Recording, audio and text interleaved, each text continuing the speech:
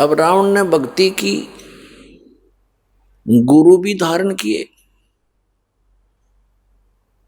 और क्या प्राप्ति की? सिद्धियां और रिद्धि यानी माया। सिद्धियों से आकाश में उड़ जाता था और के को बध करी सीता जी को उठा लाया, पर नारी परतरिया को उठा लाया। उसके कारण मृत्यु को आप भी मरा और परिवार मरा दिया सारा, कुल का नाश करया, लंका लुटवा दी। और जिसलिए वो डले डोए थे, भक्ति करी थी, वह माया रही नहीं और रावण नरक में।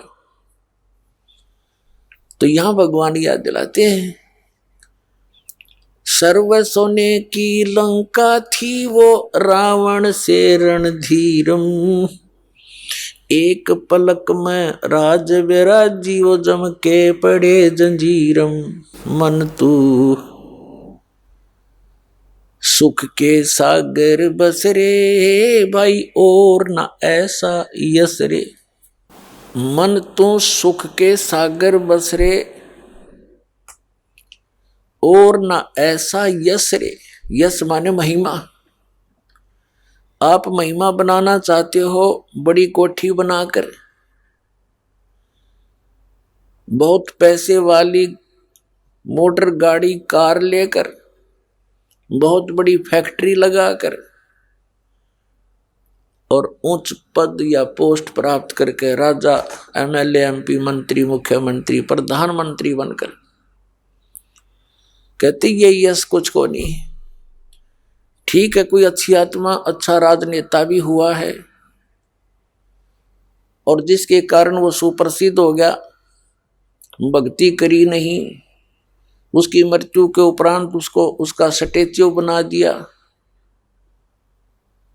उसकी यादगार बना दी, एक वर्ष में उसने धोकर उसका माला डाल दी, उसका जन्म या मरण दिन मना लिया और वो गधा बना फिरता हो, कौआ बड़ का मन माना अपने स्टैच्यू पर टट्टी कर रहा हो, बीट करता हो।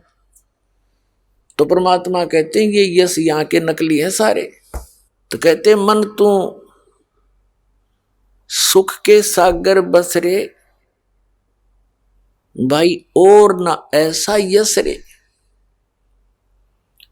अब वो सुख सागर क्या है? ये काल का लोक जिसमें आप रह रहे हो, ये तो दुख का सागर है। और जहां की खबर परमात्मा देने के लिए आए थे, जहां का संदेश बताने आए थे, वो सतलोक, वो सचखंड, वो अमरलोक, जिसे अमरलोक भी कहते, वो सुख का सागर है। अब सुख के सागर को कैसे परिभाषित किया है परमेश्वर ने?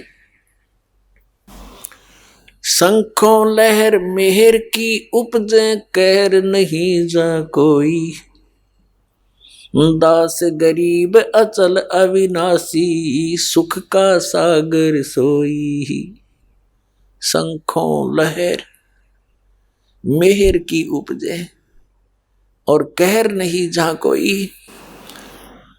अब जैसे पुण्यात्माओं के अंदर कभी कभी एक ऐसी हिलोर उठती है, जब अकेले बैठे हों, इस दास के साथ तो अनेकों बार होता है, तो उस समय ऐसी स्थिति हो जाती है, आत्मा इतनी उभार लेती है, इतना उभार लेती है, किसी ने कितना ही परेशान कर रखा हो, कितना ही दुखी कर रखा हो, उसके प्रति भी एक अपनापन सा जागृत हो जाता है और सब अपने से लगते हैं।